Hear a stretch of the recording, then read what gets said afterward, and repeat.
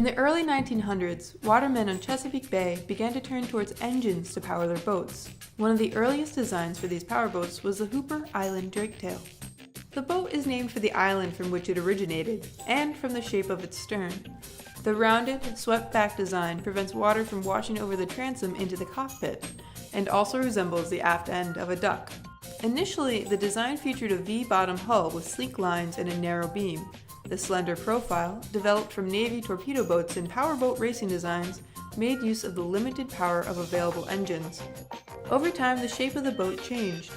As engines became more powerful, hulls and sterns became wider, and under the waterline the boats were flattened out to prevent the stern from squatting down in the water at higher speeds. The Draketail first appeared around 1910 and was rapidly copied by other builders around the bay.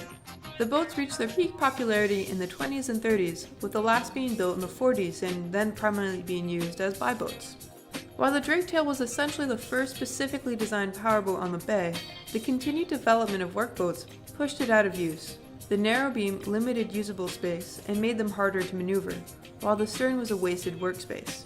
But they're still beloved for their beauty.